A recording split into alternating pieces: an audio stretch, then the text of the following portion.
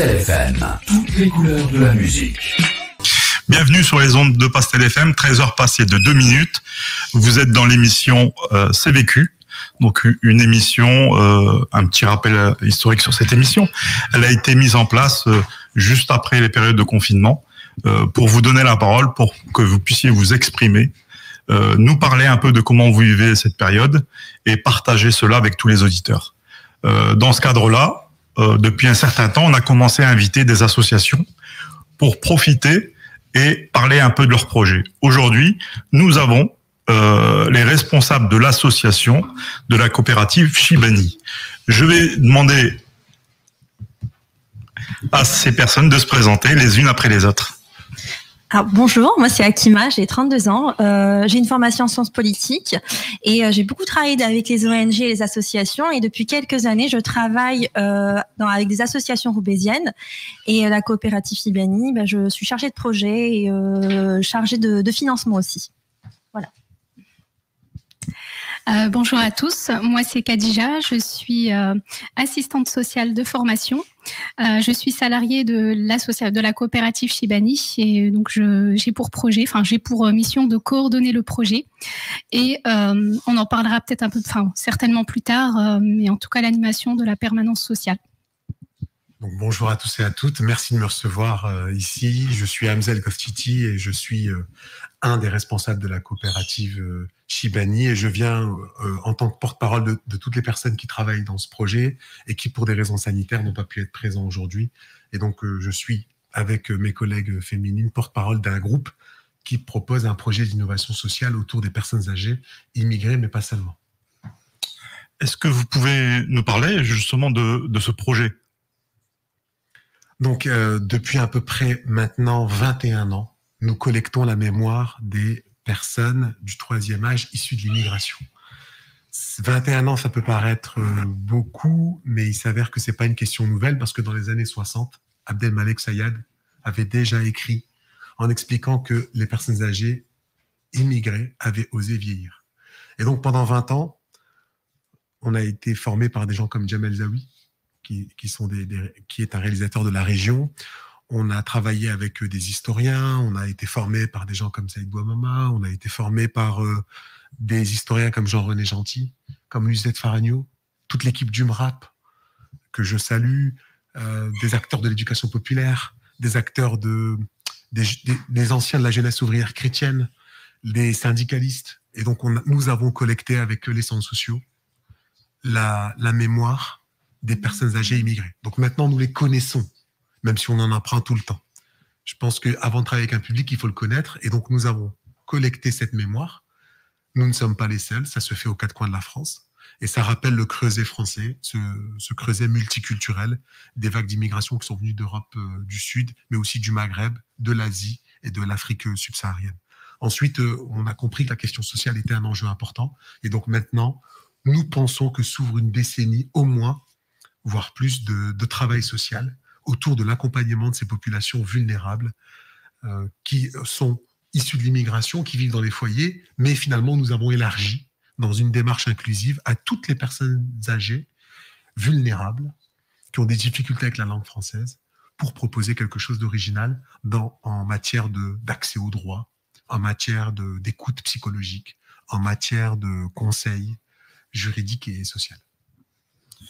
De quel diagnostic est-ce que vous partez ? Alors, nous avons réalisé un diagnostic en 2019 où nous avons rencontré les habitants. Nous avons rencontré des personnes âgées, des aidants, des gens qui travaillent dans le domaine médical. Et puis, notre démarche à nous, c'est vraiment de partir du terrain et de se dire on vous écoute, qu'est-ce qui ne fonctionne pas, qu'est-ce qui ne va pas, quelles sont les problématiques. Et donc en 2019, nous avons réalisé ce diagnostic-là et il y a plusieurs problématiques qui sont ressorties et l'une des problématiques majeures, c'est le non-accès aux droits. Et on parle également des chiffres de l'INSEE. Au départ, nous sommes partis sur les Chibani de manière peut-être un peu plus prioritaire. Et puis, on s'est rendu compte que ces problématiques touchaient toute une population dans la ville de Roubaix. Et je vais vous donner quelques chiffres pour qu'on prenne en considération un peu cette réalité-là.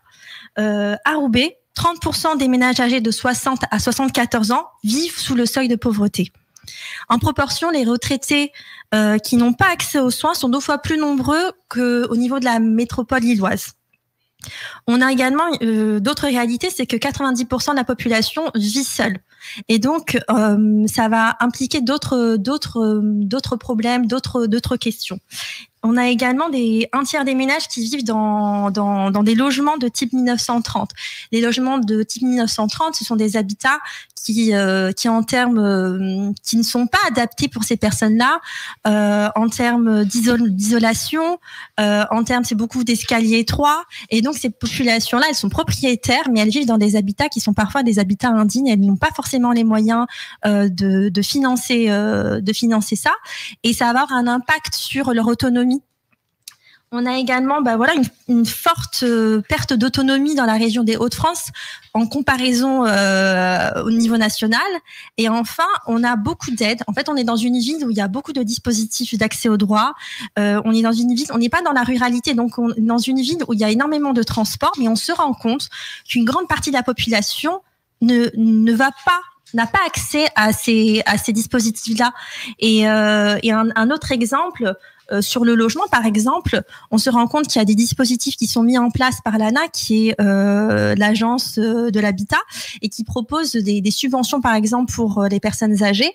Et à Roubaix, on a 60% des personnes âgées qui sont propriétaires et qui sont éligibles à ces aides-là.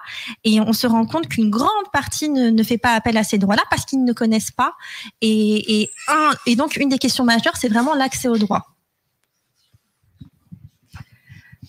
Alors, moi déjà dans le cadre de ma formation d'assistante sociale, on était intervenu, donc ça c'est vraiment dans le cadre de ma formation, dans le cadre de mes études, sur le territoire de Roubaix pour faire un diagnostic social de territoire.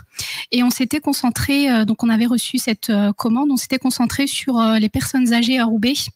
Et j'ai encore le souvenir d'une dame. On avait rencontré les acteurs locaux, on avait rencontré des différentes structures, on avait rencontré aussi des personnes âgées directement à leur domicile. Et j'ai pour souvenir une dame qui habitait dans un béguinage et qui nous suppliait de rester avec elle en fait pour parler. Et vraiment, elle nous avait offert le café. Elle ne voulait plus nous laisser partir parce qu'elle avait elle pleurait, elle nous disait, mais quand vous partez, le simple fait de vous savoir partir, je vais me retrouver seule et je vais pas savoir quoi faire. Et c'est vraiment la question de l'isolement des personnes âgées. C'était vraiment quelque chose qui était revenu en très très grand, en force dans notre diagnostic social à l'époque. Par rapport à l'expérience de Roubaix, c'est quand même surprenant parce que à Roubaix, on est la ville des travailleurs sociaux. Oui, alors nous, on ne dit pas que rien n'est fait. Nous saluons le travail des centres sociaux, nous saluons le travail de la FEDE, nous saluons le travail des MJC, nous saluons le travail du CCAS, même si nous pensons que ce n'est pas suffisant.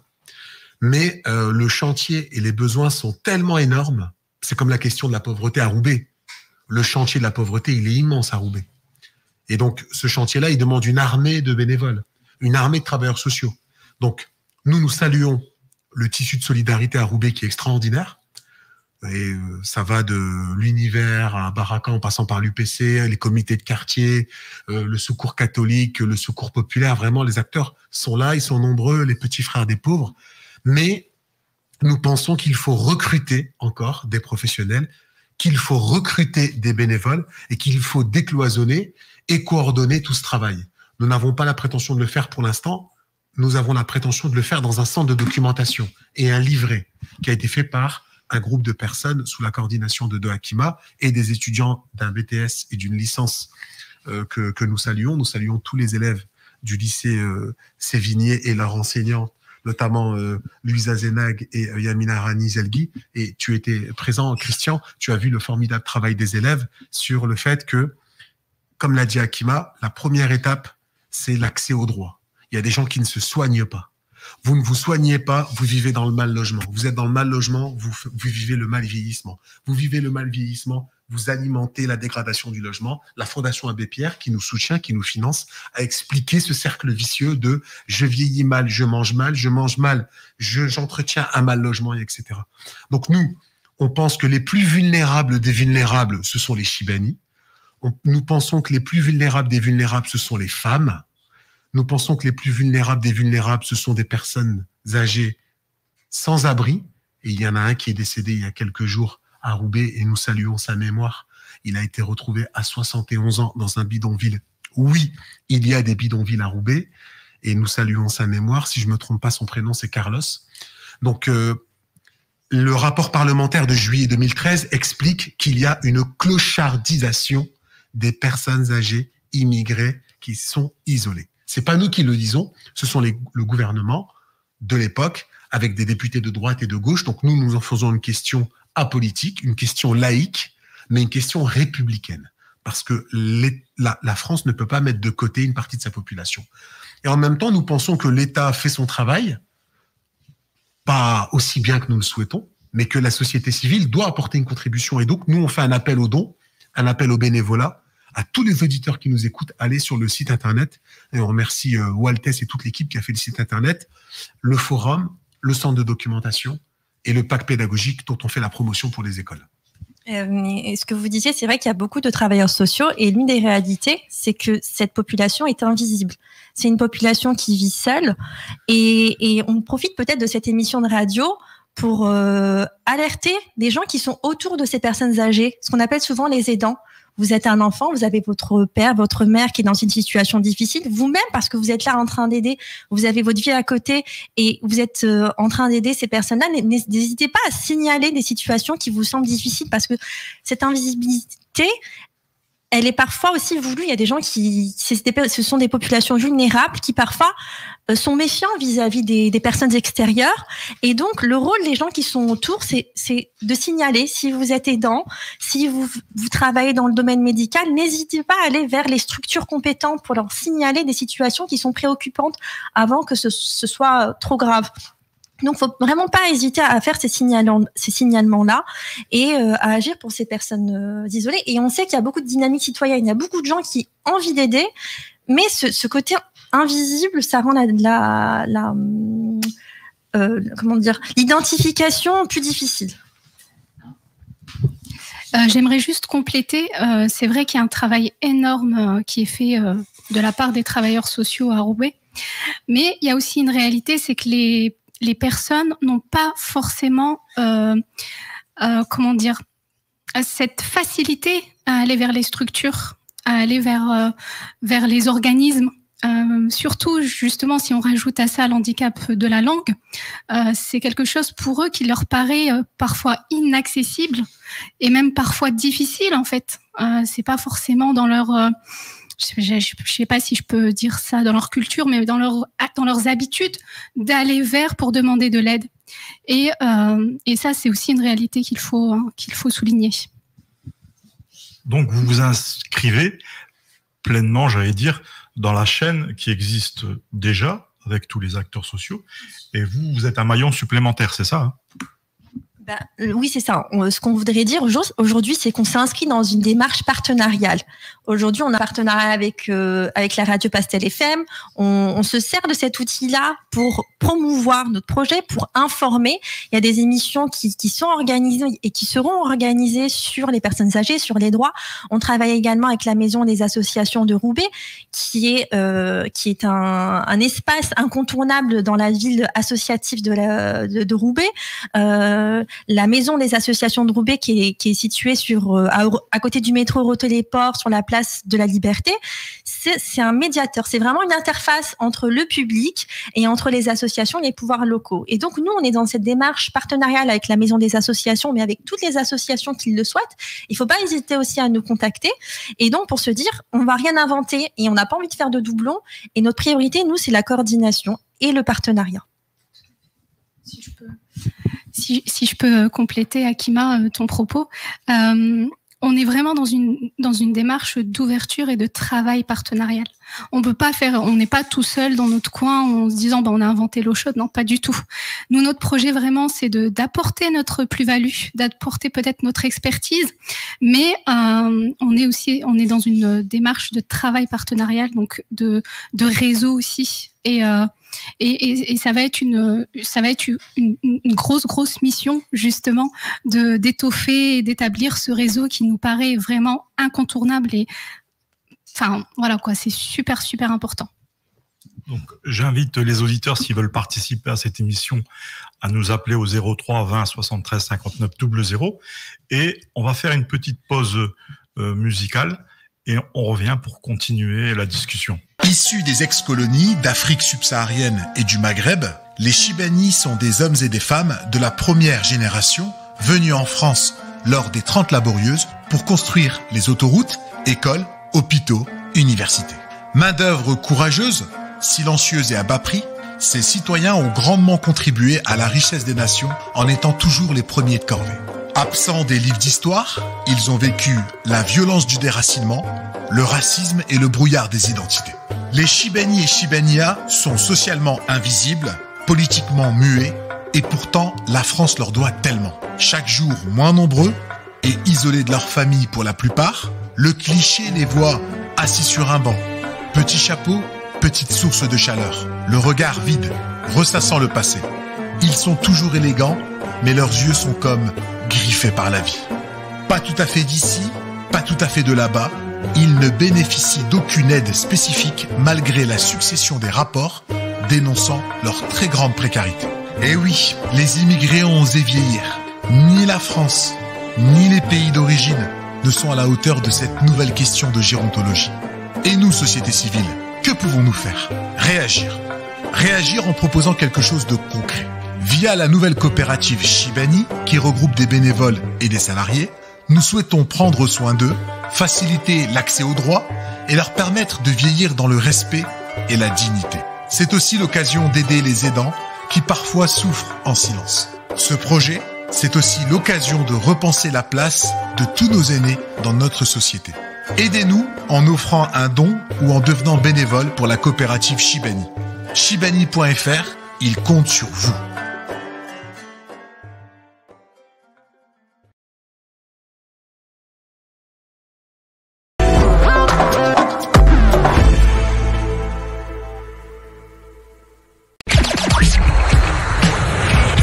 Pastel FM, toutes les couleurs de la musique. De retour sur les ondes de Pastel FM.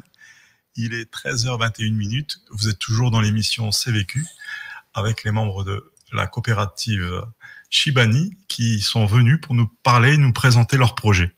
Donc, on va continuer cette discussion. Et en aparté, on était en train de parler justement de mise en situation. Si jamais vous êtes interpellé, comment est-ce que vous répondez? Il y a quelqu'un qui vous appelle, qui vous dit, voilà, moi je suis dans cette situation. Comment est-ce que vous allez répondre concrètement? Alors,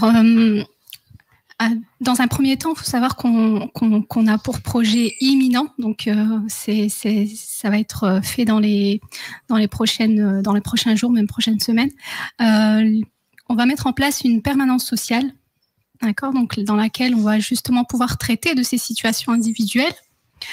Et bien sûr, quand on en a les compétences, parce que je suis assistante sociale de formation, mais bien, la formation est tellement vaste, les domaines de compétences sont tellement vastes aussi que je peux bien sûr ne pas avoir la compétence requise pour certains cas. Et dans ce cas-là, le projet justement, c'est d'établir un réseau partenarial, un réseau autour dans lequel on peut orienter les personnes selon leur situation. Donc il y a la permanence sociale normalement qui va avoir lieu les jeudis de 14h à 16h, suivie d'une permanence juridique qui a déjà lieu dans les locaux de la MDA de 14h à 16h par monsieur Bellal qui est avocat. Donc voilà, c'est déjà un premier moyen, si vous voulez. Donc il y a bien sûr tout ce travail d'écoute, de diagnostic et de travail aussi avec et pour la personne qui vient nous voir. Donc il ne s'agit pas de faire à la place d'eux, mais de mettre les personnes âgées, les Shibani, au cœur de l'action. Ça, c'est super important pour moi.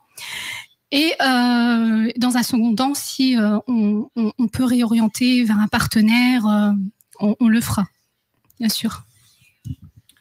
Et vous avez créé aussi un outil pour les Shibani, pour les aidants. Un livret.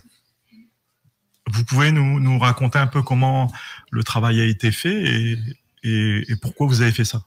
Alors, dans le diagnostic, l'une des priorités, c'était l'accès aux droits. Donc, on se disait que les gens n'accédaient pas au dispositif parce qu'ils ne connaissaient pas. On a vraiment une bureaucratie française qui est difficile. Et quand on a la barrière de la langue, qu'on est déjà dans cette situation de précarité, c'est compliqué d'avoir accès à ces informations-là.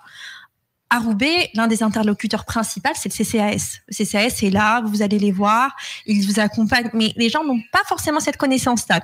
Donc, dans le livret, on a fait ce diagnostic-là en 2019 en disant aux gens, mais qu'est-ce qui ne fonctionne pas? Mais moi, je n'ai pas de connaissances sur ces thématiques, sur plein de thématiques qui revenaient à de nombreuses reprises. Donc, on s'est dit, on va lister toutes les associations qui existent à Roubaix et à Luin, tous les services publics qui existent, toutes les problématiques auxquelles les populations peuvent être confrontées, la situation sanitaire, parce qu'on n'en a pas parlé, mais le confinement, la situation sanitaire, c'est venu bousculer un peu les choses, c'est venu remettre au cœur des problématiques cette population-là.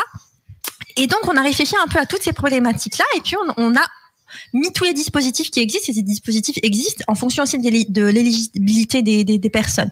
Donc, on a mis toutes ces informations-là avec des numéros de téléphone, avec les contacts pour que les gens puissent y avoir accès. Et donc, il y a un travail qui a été réalisé également avec la Maison des associations, parce que la Maison des associations est une interface entre les pouvoirs locaux, les associations, le public. Et donc, ils nous ont aussi communiqué quelles étaient les problématiques. Donc, on a complété le livret. Ils nous ont indiqué d'autres interlocuteurs auxquels on n'avait pas forcément pensé. Donc, on a modifié le livret. Et ce livret-là, c'est un outil qui va être... là, on a une première version qui va être publiée sur le site. On a un site, c'est shibani avec un s.fr, sur lequel on va publier ce livret-là. On va l'imprimer, on va le remettre à tous les organismes qui travaillent avec les personnes âgées. Donc, l'objectif, c'est vraiment que ce soit un outil vivant. Donc, s'il y a des associations, des structures qui veulent être mentionnées dans le livret, on le fera. S'il y a des choses, parce que la loi, les réformes évoluent, donc on fera des modifications et on mettra à dispositif ce document, parce qu'en vérité, ce document, il est pour la ville de Roubaix et d'Halluin, mais c'est 80% des dispositifs qui existent dans ce livret. Ça va au niveau national. Et moi, j'ai des anecdotes parce que dans ma famille, moi, j'ai découvert les choses dans le livret. Par exemple, les aides de l'ANA. L'ANA propose des aides pour les gens âgés de plus de 70 ans. Par exemple, sur l'aide, ça s'appelle l'aide d'action logement. Et donc, l'ANA va proposer des installations d'équipements spécifiques pour les personnes âgées qui sont en perte d'autonomie. Et dans ma famille, j'ai ma mère qui a 71 ans et qui tombe beaucoup dans la baignoire. Elle tombait. Et puis, on a profité d'un week-end, quand elle n'était pas là, puisque elle est fatiguée, pour faire la rénovation de sa salle de bain. On a transformé la baignoire en douche et donc ça nous a coûté 6-7 000 euros. Et puis j'ai découvert via le livret qu'il y avait des aides de l'ANA et qu'on pouvait être accompagné par des structures comme le Graal. Donc toutes ces informations-là, vous pourrez les retrouver sur le livret et on vous communiquera tous les liens. Mais on s'est rendu compte qu'il y avait des aides, qu'il y avait un accompagnement parce que c'est difficile de faire un dossier. Donc il y avait une structure qui était là pour vous accompagner pour faire la demande de subvention. Et puis quand j'ai dit à mes sœurs, mais vous savez, on aurait pu avoir une aide. Surtout ne le dis pas parce que ça va faire des conflits dans la famille. Si on savait qu'on avait pu avoir 5 000 euros d'aide, on aurait pu le faire et ça aurait été parce qu'on n'a pas les moyens, beaucoup de moyens, c'est onéreux. Et donc ça, on aurait pu y avoir accès, mais on ne savait pas.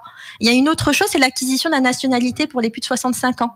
Il y a une loi qui est sortie en 2015 qui est relative à l'adaptation de la société au vieillissement et qui prévoit la possibilité pour les personnes âgées étrangères qui ont des enfants en France d'avoir la nationalité française.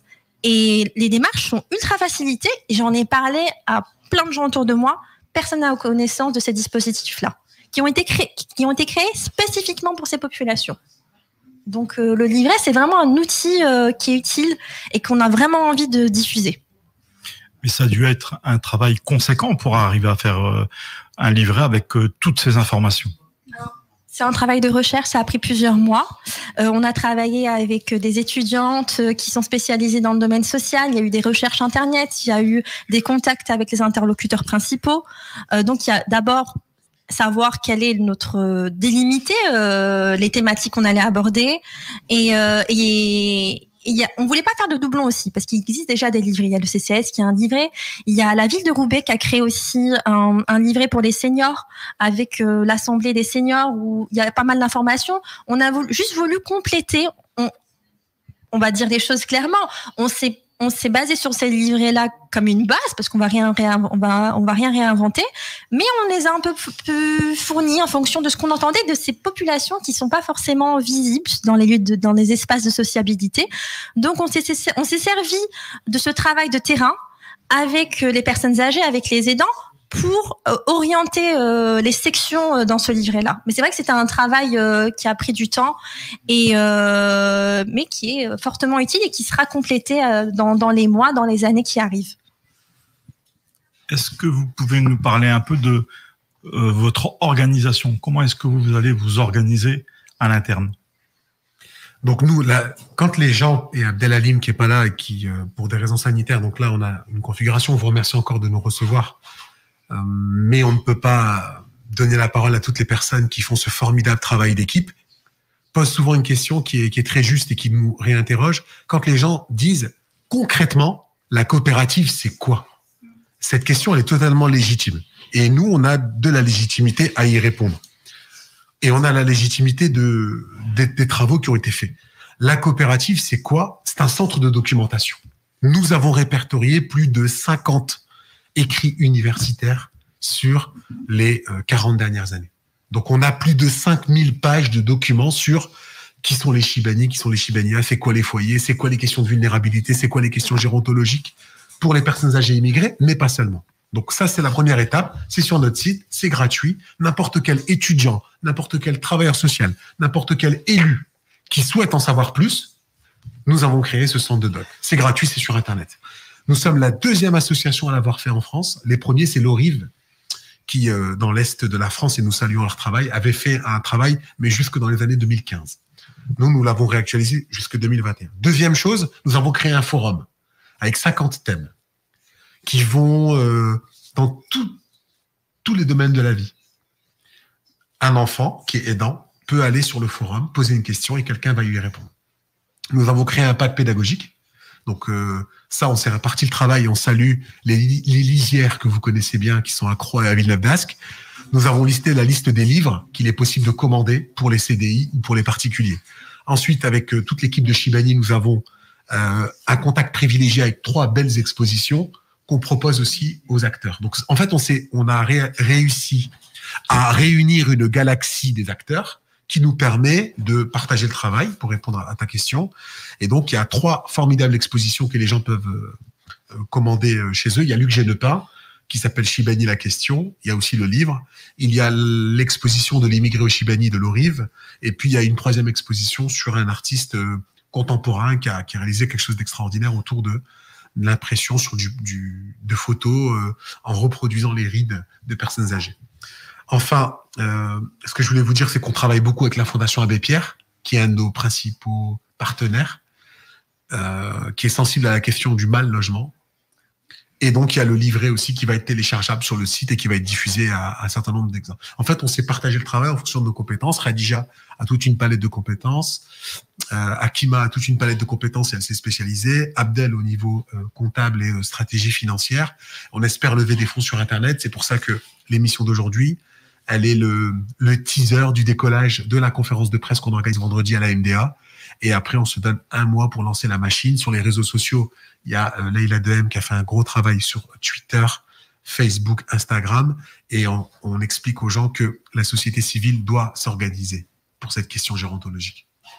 Le plus grand défi que vous avez en face de vous, c'est comment essayer de faire une synergie avec toutes les personnes qui sont intéressés de loin ou de près à cette question. Tout à fait. Nous, on a un discours positif. On veut rassembler. Mais en même temps, on a un discours critique. Dans le teaser qui est passé, on dit que la France n'est pas à la hauteur de cette nouvelle question gérontologique, même si nous saluons la création de la 5e branche sur la dépendance au niveau de la sécurité sociale. Les pays d'origine ne sont pas du tout à la hauteur. Nous sommes critiques envers les pays d'origine. Mali, Sénégal, Maroc, Algérie, Tunisie. Les immigrés ne sont pas que des devises. Et on a la liberté de porter cette critique. C'est pas normal de pas considérer des gens qui, pendant des années, ont participé à la richesse de la France et ont envoyé des virements dans les pays appelés des fois amicalement bled. Et en fait, le bled, certains diront les bleds ont déjà assez de problèmes. Oui, mais on n'oublie pas les gens qui ont co-construit le pays dans sa richesse. Et donc, nous ne faisons pas que critiquer les pays, comme nous voulons être positifs. Les pays pourraient nous dire, vous, société civile, qu'est-ce que vous faites? Et les États auraient le droit de poser cette question. Nous, notre petite contribution avec l'équipe, c'est ça. C'est de se dire, allez, c'est une nouvelle question générationnelle. Et pour vraiment conclure, on répète souvent la même phrase, comme ça on est persuadé que les gens vont l'imprimer. Le nombre de personnes qui ont besoin d'aide va doubler d'ici 10 ans. Le nombre de personnes en capacité de les aider va être divisé par 2. C'est 2 courbes qui sont une bombe sociale. Et si dès maintenant nous ne sommes pas proactifs, ça va mal se passer. Déjà, 1/3 des aidants meurent avant la personne aidée. On va le répéter pour soulager des gens qui peut-être nous écoutent là et sont en grande souffrance parce qu'ils s'occupent des parents, parce que la fratrie a décidé de sacrifier une sœur, de sacrifier un frère. Moi, même si c'est plutôt rare de voir un garçon prendre la charge complète des parents, c'est souvent une femme qu'on décide arbitrairement de sacrifier ou de désigner, prétextant qu'elle n'a pas d'enfant, ou pas de mari, ou pas de carrière, ou pas les 3. Excusez-moi pour la syntaxe, mais c'est vraiment un problème dans ce pays, et ça concerne toutes les personnes, y compris les personnes qui ne sont pas d'origine immigrée. Si je peux compléter, Hamza, je pense au-delà de nos compétences, ce qui fait aussi notre force, c'est notre très très bonne connaissance du public en fait. Donc on connaît très très bien le public, on connaît ses problématiques, on connaît ses failles, on connaît aussi ses points forts, faut le dire. À terme, ce serait ce qui serait génial, c'est justement d'arriver à apporter notre expertise, cette connaissance-là du public, à des structures qui sont parfois existantes depuis très très longtemps, qui font un très très bon travail, et travailler ensemble en fait sur ce partage d'expérience. Donc ça pourrait être vraiment pas mal aussi de faire ce travail-là.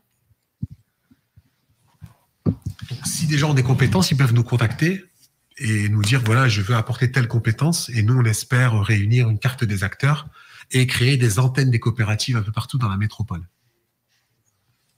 Vous contactez, vous avez un numéro de téléphone, des adresses mail? Alors, déjà, on se situe à la Maison des associations de Roubaix. On a un local, donc on peut venir nous voir à la Maison des associations de Roubaix. On avait parlé d'une permanence juridique et sociale, donc c'est le jeudi. La permanence sociale, ce serait le jeudi de 14h à 16h et celle juridique de 16h à 18h. Après, il y a aussi le confinement, donc il faudra ne pas hésiter à nous appeler. Donc, je vous donne le numéro, c'est le numéro de Khadija. Alors, le 07 55 62 48 59. Je répète, 07 55 62 48 59. Nous avons aussi une boîte mail, contact @chibanis.fr,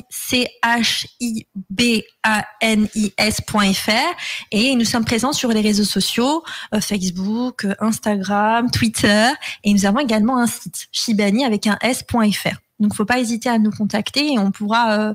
On vient de se lancer, donc on pourra pas répondre à toutes les demandes, mais on essaiera de quand on ne sait pas, quand on ne peut pas, on le dit, et on essaiera de vous réorienter ou en tout cas de vous communiquer le livret. On va refaire une dernière pause musicale et on revient juste après ça.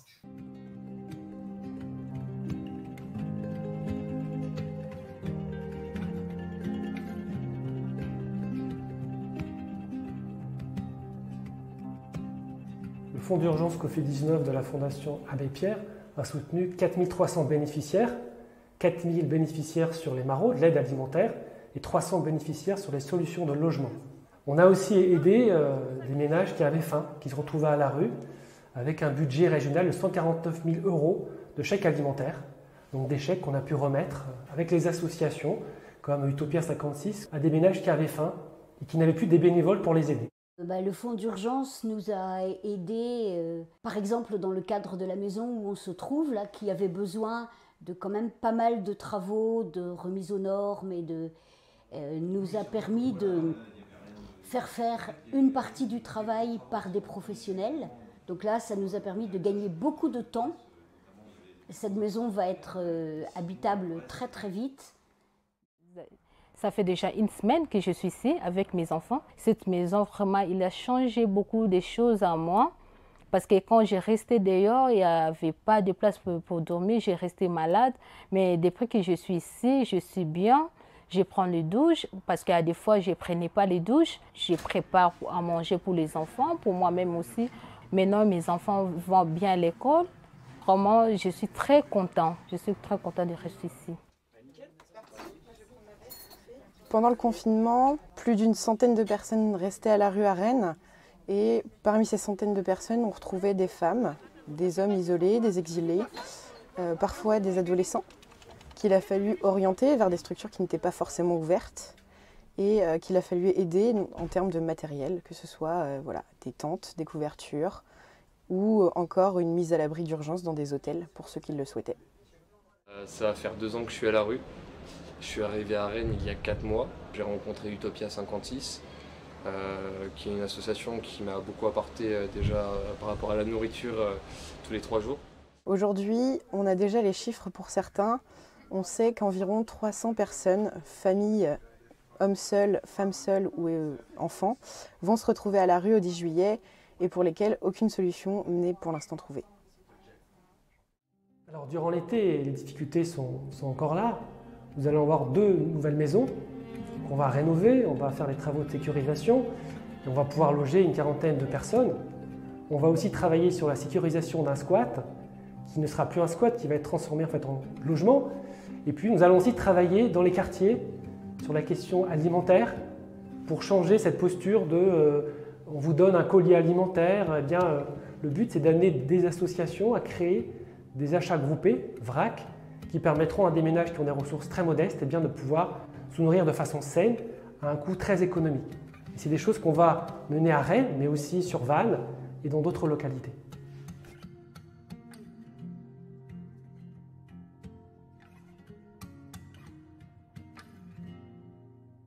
Nous sommes toujours dans l'émission C'est vécu. Je vous réinvite à nous appeler si jamais vous voulez intervenir dans cette émission au 03 20 73 59 00. Nous sommes avec l'association de la coopérative des Chibani qui sont venus nous présenter et parler de leur projet. Donc on revient sur la discussion et il y a quand même, j'allais dire, un pilier important de l'accompagnement de ces personnes. C'est souvent des personnes dont on parle très peu. Et alors là, si on parlait tout à l'heure d'invisible, là c'est de l'invisible, de l'invisible. On parle des aidants. Oui, tout à fait. Alors c'est vrai que les aidants, déjà, ce terme, qu'est-ce qu'il veut dire, qu'est-ce qu'il englobe?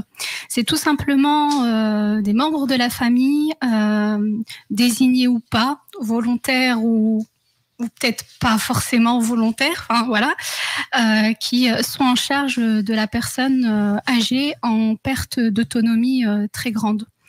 Donc c'est souvent des personnes de la famille. On les appelle les aidants. Voilà. Alors souvent ces personnes-là ont une charge mentale assez forte. C'est des personnes qui sont sollicitées, très très fortement sollicitées, qui ont souvent, parfois, une vie aussi familiale à côté, des enfants dont il faut s'occuper, un métier aussi qu'il faut, donc une charge mentale très très forte, donc un épuisement mental et physique qui est assez considérable et qu'il ne faut surtout pas négliger. Alors je ne connais pas vraiment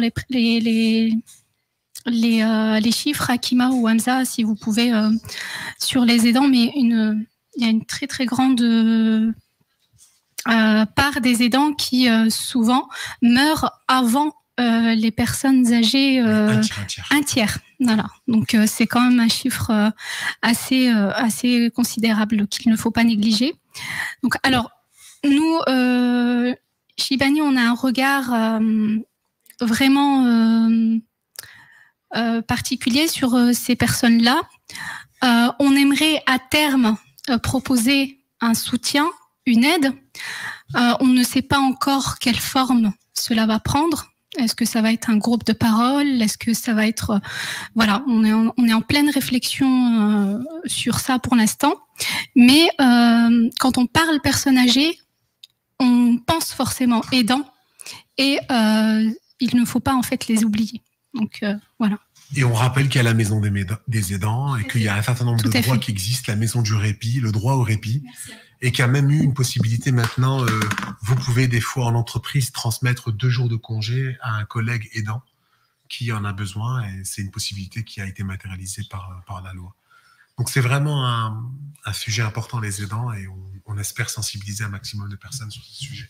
Et vous ne savez pas s'il y a des formations où on peut leur donner des conseils justement pour mieux aider encore? Alors nous, on a une liste de choses à faire pour les prochaines semaines. Parmi ces listes de choses à faire, il y a l'interview d'un spécialiste de la médiation familiale. Il est médiateur, formateur national, c'est un des meilleurs de France. Il y a Leïla qui doit l'interviewer, mais en fait, comme on devait terminer le lancement, on attendait d'avancer étape par étape. Et il explique comment est-ce que dans une famille, lorsque la difficulté de la médiation ne trouve pas solution, quelles sont les étapes avant d'arriver devant le juge des affaires familiales? Parce qu'en France, vous avez la responsabilité de vous occuper de vos parents. C'est dans le droit. Et ça, on doit le rappeler. Et que si vous avez un frère ou une sœur qui ne joue pas le jeu, il peut y avoir une intervention de la justice. Et donc ça, c'est prévu dans le centre de documentation. Et dans le livret, on a toute une section qui est consacrée aux aidants. Il y a une association pour les aidants qui est présente, qui fait des formations. Il y a vraiment beaucoup de structures dans le livret qu'on pourrait retrouver sur le site et qui sera imprimé. Il y a vraiment pas mal d'informations sur les aidants, sur quelles sont les structures compétentes pour les aider. Et c'est vrai pour rebondir sur ce que disait Khadija, pour les aidants, j'ai l'impression intérioriser cette responsabilité et avoir du mal à aller vers l'extérieur en disant peut-être culturellement c'est pas acceptable de demander de l'aide parce que c'est ma famille, parce que c'est mon parent, je peux pas, c'est à moi d'assumer. Et là, il y a vraiment un travail à faire pour dire on peut pas avoir toute la charge mentale du monde. Il faut vraiment accepter de déléguer, de compter sur les autres, sur les structures qui sont compétentes pour nous accompagner. Et cette parole-là, elle doit être libérée. Et c'est important parce que sur les personnes âgées, par exemple sur les Shibani, on était dans un imaginaire en se disant que ces Shibani-là, ils vont arriver à la retraite, ils vont retourner dans leur pays d'origine. Et on n'a pas pensé au vieillissement, on n'a pas pensé à s'adapter à ces personnes-là. Et aujourd'hui, ces personnes-là ont vécu 2/3 de leur vie en France, ont leur famille, ont leurs enfants en France et ils ne comptent pas retourner dans leur pays d'origine. Et comment, en fait, les aidants, la famille qui est autour peut s'organiser pour accompagner ces personnes. Et c'est un vrai sujet de société à développer. Il ne faut pas hésiter à demander de l'aide. On va prendre un auditeur ou une auditrice. Allô? Allô, on vous écoute. Oui, bonjour. Je m'appelle Fatima, en fait. Écoutez, je vous remercie pour l'émission, qui est très, très intéressante, en fait. Et je pense que c'est une bonne initiative par rapport à nos parents et nos grands-parents qui sont encore vivants.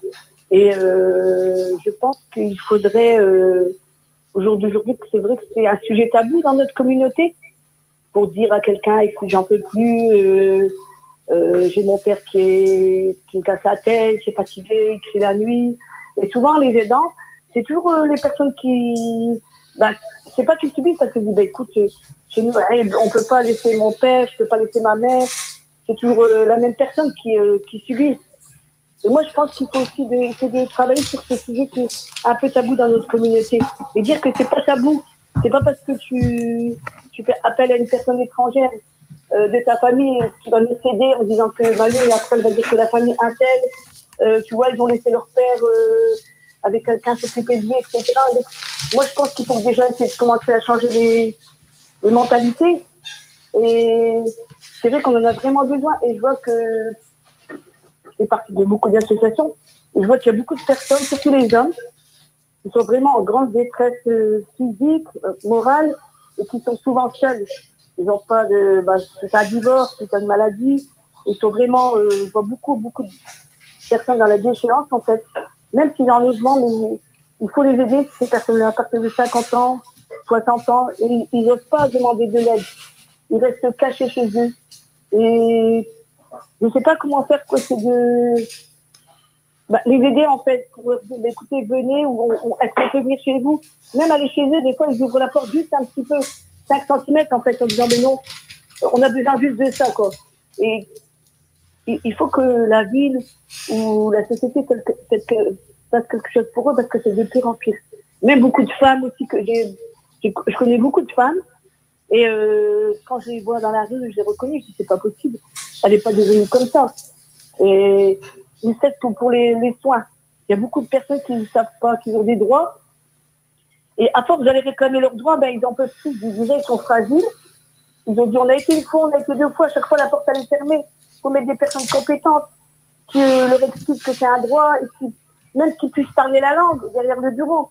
Voilà. Et après, elle laisse tomber, elle se laisse mourir, elle se dit, c'est pas grave, c'est mon destin et c'est tout, je vais accepter. Mais non, c'est pas une fatalité. Il faut que nous aussi, les jeunes, les jeunes du futur, qui prennent conscience que ça sera de pire en pire, comme a dit la demoiselle. Et comment faire, comment réagir, en fait. C'est maintenant.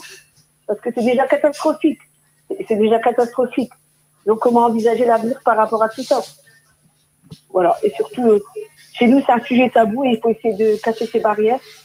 Et il faut des solutions pour pouvoir aller chez le voisin qui est seul, qui n'ose pas demander, aller lui faire prendre une douche par un bénévole qui peut être son petit-fils, etc., quoi.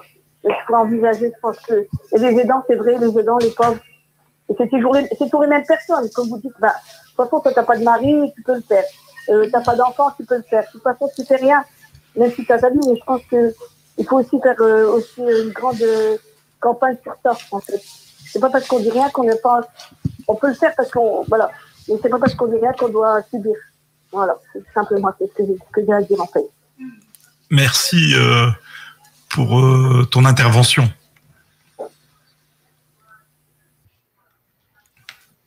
Alors peut-être une... Oui, alors je voulais vraiment remercier l'auditrice qui a mis le doigt sur quelque chose de très très important, ce qu'on va appeler la chouma, enfin le fait, cette honte en fait qu'on a d'appeler à l'aide ou de tout simplement confier certains actes à des personnes, à des structures autres que la famille.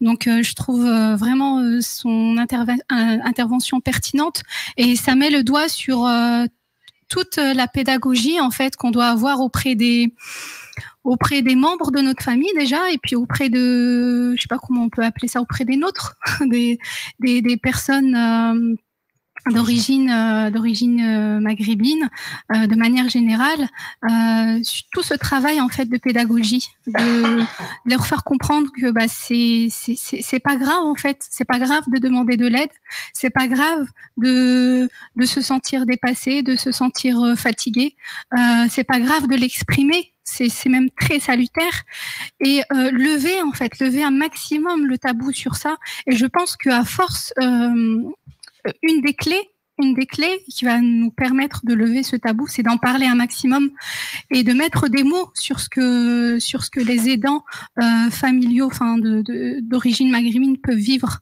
Et voilà, donc c'est toute aussi une réflexion qui est menée dans l'association, savoir comment on peut les aider et les soutenir. Merci beaucoup pour votre intervention. Peut-être revenir un peu sur justement, on parlait du Covid, de l'apparition du Covid. Comment est-ce que ça s'est passé pour vous dans votre fonctionnement? Il y a deux choses. Le Covid, ça a vraiment mis en lumière une réalité que vivaient les personnes âgées de toute origine, sans distinction, mais des problématiques qui peuvent nous sembler anodines, mais pour elle, c'était un exemple. J'ai ma voisine, et c'est aussi pour rebondir sur ce qu'a dit l'auditrice, j'ai ma voisine qui a 75 ans et qui me dit « Akima, aujourd'hui, je ne peux plus sortir. » Pourquoi ? Je n'ai pas d'autorisation de sortie, je peux pas l'écrire. Elle parle français, elle sait écrire. J'ai mal à la main, je ne peux pas écrire d'autorisation. Je vais plus sortir pendant. Elle me dit, je ne suis pas sortie depuis quelques jours. Mais Annie, ça s'appelle Annie, je vais t'imprimer des autorisations. Il ne faut pas hésiter. Donne-moi ton numéro de téléphone. Et donc à titre individuel, il faut pas hésiter à aller vers ces personnes âgées qui sont parfois seules parce qu'elles n'ont pas forcément des dents et de leur dire nous pendant le confinement, ce qu'on faisait, c'était tous les jours, on se mettait à 1 mètre et on discutait. Comment ça se passe, comment ça va. Mais ça paraît anodin, mais pour une personne qui est seule toute la journée, ça lui fait du bien. Elle peut se délester de ses problèmes, elle peut discuter, imprimer des autorisations de sortie, mais ça me prend 1 minute, mais ça change les choses si quelqu'un ne sort pas. Moi, j'ai des situations où les gens ne sont pas sortis, des personnes âgées, pendant tout le confinement. Ils ne sont pas sortis. Ma mère n'est pas sortie. À la fin du confinement, elle ne pouvait plus marcher. Elle a de l'arthrose qui nécessite de marcher un peu tous les jours. Et on les a tellement surprotégés qu'on a un peu mis à mal leur santé. Et donc, elle ne pouvait plus sortir. Et aujourd'hui, on s'est adapté à ces réalités-là. Et donc, le confinement, ça a aussi mis en lumière. Certains n'ont plus de suivi médical. Ils avaient des pathologies. Ça a eu des conséquences ultra délétères sur d'autres choses. Donc, il faut pas hésiter à titre individuel de proposer. Après, si la personne ne veut pas, au moins, vous aurez fait cet effort et peut-être que elle va se sentir bien en se disant, j'ai des gens autour de moi qui pensent à moi, qui prennent soin de moi. Et nous, la Covid, qu'est-ce que ça a changé pour nous? On a eu énormément de dynamique citoyenne. Des jeunes qui nous disaient, je veux agir, je veux faire quelque chose, je vous propose ma voiture, je vais conduire. Si vous voulez vous voulez distribuer des colis alimentaires, je peux le faire. Moi, je travaille pas pendant cette période-là, j'ai une cuisine. J'ai envie d'aider, j'ai envie de mettre à disposition ma cuisine pour que vous puissiez réaliser des repas solidaires. Et puis, on s'est retrouvés avec tellement de gens qui voulaient aider, qui voulaient faire quelque chose. Et une de nos actions, c'est promouvoir les habitants, promouvoir l'action des habitants dans des quartiers populaires qui sont parfois stigmatisés en disant, mais vous savez, dans ces quartiers, la fraternité existe, la solidarité existe et il y a énormément de dynamique. Il faut valoriser ça. Il ne faut pas hésiter à intervenir. Comment est-ce qu'on peut aider la coopérative Chibani? N'hésitez pas. Moi, je peux venir, je peux vous donner 1 heure de mon temps, 2 heures de mon temps par semaine, un week-end, 1 heure par mois. Ça, c'est primordial. Donc, il faut vraiment pas hésiter en disant, mais il faut pas se dire, j'ai pas de compétences. Si vous savez lire, vous savez écrire, vous avez une compétence. Si vous avez une voiture, vous avez une compétence en plus. Mais il faut vraiment pas hésiter aussi à se valoriser parce que toutes les personnes qui sont autour de nous ont des compétences, ont des choses, ont un savoir-faire qui peuvent apporter aux personnes âgées, aux aidants. Et il faut vraiment pas hésiter quand on a envie de dire d'aller vers les associations ou d'aller vers les gens directement. Juste une petite précision. Il y a un travail qui a été fait qui est vraiment énorme de la part de Leïla qui s'occupe des réseaux sociaux sur le site internet chibani.fr. Vraiment, je vous invite à y aller. Alors, on a parlé tout à l'heure de 1/3 des aidants qui mouraient avant les personnes âgées qu'elles aidaient elles-mêmes. N'hésitez pas à y aller. Il y a plein d'infographies, des chiffres parlants. Des articles aussi, donc c'est vraiment une ressource importante. Chibani.fr. Et on peut aussi vous aider à travers des dons. Donc tout à fait, grâce au travail de l'équipe, une plateforme de mise en dons en ligne est disponible. Actuellement, les Français n'ont pas consommé pendant le confinement. Il y a des personnes qui vivent la pauvreté, mais il y a toute une partie des classes moyennes et des classes supérieures qui ont épargné 200 milliards d'euros, de plus que l'année dernière. Et donc cet argent, c'est plus de restaurants, plus de café, plus de voyages à l'étranger, plus d'achats dans des magasins le soir, plus de cinéma, etc. Donc on a une pensée pour les gens de la culture qui souffrent, parce que sans culture, une société n'est rien. On espère que ça va reprendre. Par contre, ce qui nous intéresse, c'est ce pactole qui dort en banque et qui ne doit pas se transformer uniquement en achat compulsif sur les Internet et sur les sites de meubles ou alors d'autres choses. J'ai un ami qui vend des meubles et qui m'a expliqué que son chiffre d'affaires explosait en ligne. Et quand je lui dis pourquoi, il dit parce qu'il y a des gens qui avaient un budget voyage et qui le traduisent. Alors tant mieux pour lui. Mais c'est futile quand même par rapport à la cause que vous défendez. défendez. Exactement. Même si on ne veut pas remettre en question le fait que des gens refont leur salon, c'est tout à fait légitime, ça nous arrive de le faire. Mais c'est de se dire que sur les 200 milliards qui dorment, on espère que 1% ira à toutes les ONG françaises. Et nous, on est une nouvelle ONG. On a choisi de s'appeler Shibani. C'est courageux, c'est original, mais on n'en fait aucun... on ne veut pas se faire un nœud dans la tête. Il y a plus de mots arabes que de mots gaulois dans la langue française. On aurait pu l'appeler aussi avec un anglicisme. Je crois qu'il ne faut pas attaquer les anglicismes, même s'il faut défendre la langue française. On s'appelle coopérative, ça peut être déroutant, c'est un pas de côté. On pense que les ONG font un super travail, mais il faut faire un pas de côté. Il y a beaucoup trop d'ONG qui entretiennent un guichet de la pauvreté. Et on pense que les gens doivent être acteurs du changement pour lequel ils doivent bénéficier d'un changement et il faut le faire avec eux. Parce que la fameuse phrase de Mandela, ce qui n'est pas fait avec eux est fait contre eux. Et donc coopérative, c'est qu'on va demander aux gens d'être coopérants. Et coopérer, c'est opérer ensemble. Donc financièrement, d'un point de vue managérial, d'un point de vue des ressources humaines, on va faire une banque d'heures. Les gens pourront donner des heures et on espère faire la gouvernance la plus horizontale possible. Voilà pourquoi ces deux mots-là viennent un peu mettre un coup de pied dans la fourmilière. Et la question de savoir est-ce qu'on s'occupe que des personnes immigrées, on le répète, cette question elle est légitime. Nos amis de Hayem Zamen qui ont 900 adhérents et qui sont financés par la mairie de Paris, la mairie de Paris voit que les immigrés retraités ont des difficultés, elle propose un service public spécifique. Au même titre qu'il existe des services publics spécifiques pour des dispositifs, pour des publics bien précis. Par contre, nous sommes inclusifs. Toute personne qui demande de l'aide à la coopérative Shibani, si c'est dans nos compétences, eh bien, on accueille tout le monde. C'est pour tout le monde. Par contre, on peut pas dire que les femmes souffrent moins que les hommes. C'est faux. Les femmes souffrent plus que les hommes. Encore une fois, sur cette question. Donc, on a un public prioritaire chez les femmes. On a un public prioritaire chez les gens qui sont illettrés, comme me disait Akima tout à l'heure, ma voisine pendant le confinement. J'ai fait du porte-à-porte pendant le confinement pour toutes les personnes retraitées et âgées autour de moi. Ben, souvent, ça, c'était faites-moi des courses et 2, imprimez-moi une attestation. Je pense qu'à Paris, les gens qui ont conçu le confinement ont oublié qu'il y a des gens qui savaient pas écrire et qui n'avaient pas d'imprimante. Et que des fois, on leur disait à ces gens, ben, mettez votre attestation sur un smartphone. Ils n'ont pas de smartphone. Donc, la coopérative, c'est une contribution parmi d'autres, une contribution de capacité, comme dit Louisa, d'empowerment pour que les gens montent en qualification et qu'on puisse proposer quelque chose en complémentarité des 300 aides sociales que propose l'État. Il y a 300 aides sociales en France.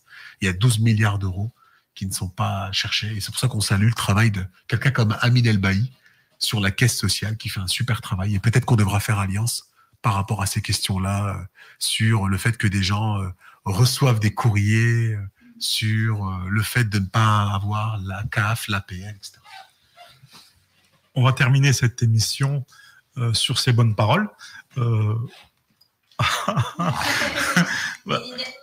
J'ai juste une dernière chose à dire. Je souhaitais remercier, je tiens particulièrement à remercier la Fondation Abbé Pierre qui nous a permis de mettre en place ces actions, de mettre en place le livret qui est accessible à tous et qui est gratuit. Et donc c'est important de remercier tous les acteurs et la Fondation Abbé Pierre qui fait un travail énorme dans les quartiers populaires. Et est-ce que je peux rappeler les contacts ? Rapidement. Donc, nous sommes présents sur les réseaux sociaux, Coopérative Shibani. Nous avons un site internet shibani avec un s.fr, un numéro de téléphone, le 07 55 62 48 59 et une boîte mail contact@shibani avec un s.fr. Merci. Et le livret est disponible à partir du 2 avril sur notre site et on va l'imprimer en grande quantité. Gratuit, téléchargeable. Pour les droits. Merci à vous pour la mission. Merci à l'équipe technique du Facebook Live, c'est super. Et merci à Farouk. Oui, on remercie Mohan qui est là, justement, et grâce à Mohan, on est passé en Facebook Live. Farouk à la technique. Bon, là, on a l'habitude. Farouk est souvent là le dimanche pour nous aider. Merci d'avoir répondu à notre invitation. Merci à vous. Parce que c'est quand même un sujet très important et très intéressant. On rend l'antenne avec 5 minutes de retard. Bon, j'espère qu'on ne nous en voudra pas trop. Une bonne fin de journée et à la semaine prochaine.